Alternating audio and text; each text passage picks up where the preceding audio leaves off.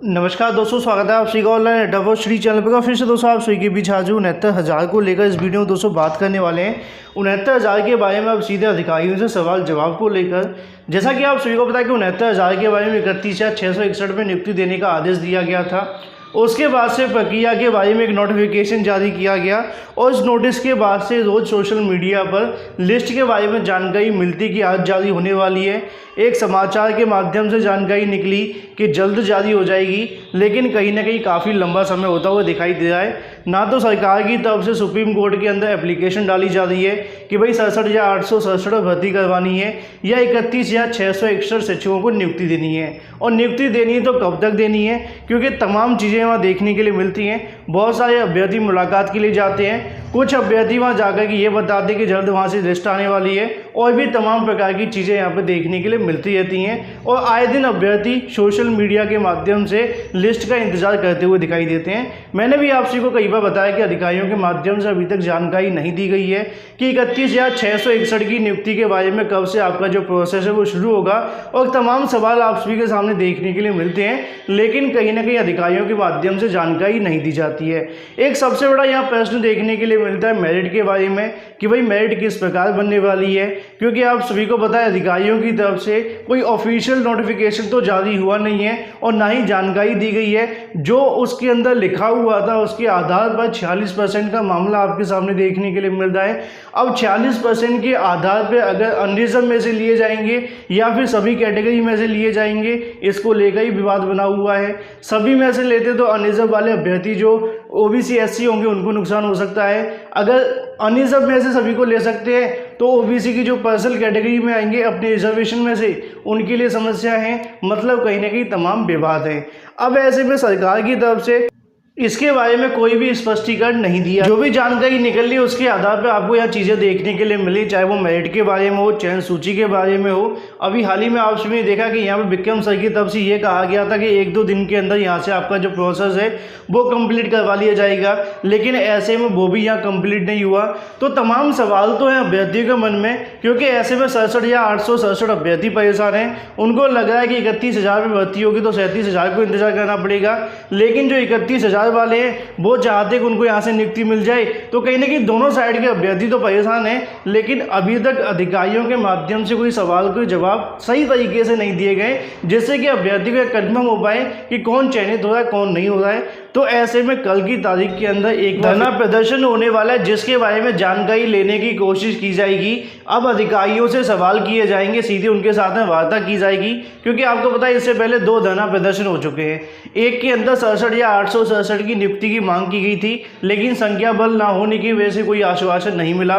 31,661 की नियुक्ति की मांग की गई, उसमें अभ्यर्थी की थोड़ी संख्या थी, लेकिन ऐसे में वहाँ से आश्वासन मिला कि 1-2 दिन के अंदर लिस्ट जारी हो जाएगी, लेकिन ऐसा भी नहीं हुआ। तो कहीं ना कहीं सरकार इस चीज़ को स्पष्ट तो करनी रही है कि भर्ती किस पे होने वाली है, कब तक होने वाली है, कब विज्ञप्ति आएगी, और तमाम प्रकार की चीज़ों को लेकर अभ्यर्थी मानसिक पीड़ित हो रहे हैं। ना तो सुप्रीम कोर्ट का ऑर्डर आ रहा है, तो ऐसे में बहुत सारे अभ्यर्थी कल की तारीख के अंदर बड़ा धरना प्रदर्शन करने वाले हैं। SCRT पर जाकर अधिकारियों से सवाल जवाब करने वाले हैं कि भाई भर्ती किस पे होने वाली है। मुख्यमंत्री सर का आदेश है 31,000 पर, तो 31,000 पर भर्ती होगी कि नहीं होगी, अगर होगी तो कब आपको यहाँ से संशोधन जो देखने के लिए मिलेगा, माफ़ कीजिए जो आपकी जो चीज़ें होंगी विज्ञप्ति वाली, वो कब से देखने के लिए मिलेंगी। सोशल मीडिया पे एक बड़ा सवाल देखने के लिए मिल रहा है, जैसा कि मैंने आपको कई बार बता दिया है कि यहाँ शासन आदेश के अंदर बदलाव किया जाएगा, इसको लेकर तमाम चीज़ें रखी जा रही हैं। तो ऐसे में इसको लेकर भी अधिकारियों से जानकारी लेने की कोशिश की जाएगी, क्या शासन आदेश के अंदर बदलाव किया जाएगा,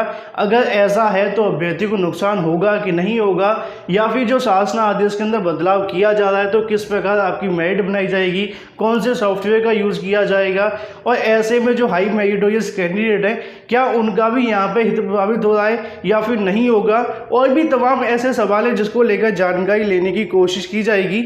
क्योंकि आज की तारीख के अंदर 67 या 867 में हर एक अभ्यर्थी 31,000 के अंदर चयनित का सपना तो देखता है, लेकिन आप सभी को बताएं कि मेरिट तो काफ़ी हाई जाने वाली है, लेकिन कैसे चयन किया जाएगा इसके बारे में कोई 100% जानकारी तो है नहीं है। बस 40% के आधार पर डिस्ट्रिक्ट वाइज अभ्यर्थी लगाते हुए अपना जो कहीं ना कहीं कैलकुलेशन कर रहे हैं, लेकिन कन्फर्म कुछ भी नहीं है कि सरकार क्या करने वाली है। क्या 31,000 पर भर्ती शुरू हो भी रही है? पिछले 2 दिनों का इंतजार था कि 31,000 जो पद थे उनको लेकर के सरकार कुछ ना कुछ निर्णय लेगी, लेकिन अभी तक ये समझ में आया है कि शायद उस पर सरकार अब कुछ बहुत बड़ा करने नहीं जा रही है। चीज़ें ये निकल कर आ रही हैं कि संशोधित जियो जारी होगा जिसमें कुछ और लोगों को अंदर लेने की बात की जा सकती है, या जो भी तरीका चयन का है उसमें परिवर्तन की बात की जा सकती है। लेकिन वो संशोधित जियो जारी होगा, इसको लेकर के कहीं पर कोई भी एकदम पक्का नहीं कोई कह सकता है, कोई आधिकारिक तौर पर इस चीज़ का दावा नहीं कर सकता है कि ऐसा कोई भी जियो जारी होने जा रहा है। अगर जियो जारी हो जाता है तो भी अच्छी बात है, जियो जारी नहीं होता है तब भी अच्छी बात है, क्योंकि हमारे लिए सारी चीज़ें उसी तरह की बनी हुई हैं। दूसरा जरूरी चीज़ ये आ रही है कि आखिर अब हमें आगे करना क्या चाहिए। तो जैसा सबको पता है, कल 9 अक्टूबर को एक हमारी मांग है कि हम कल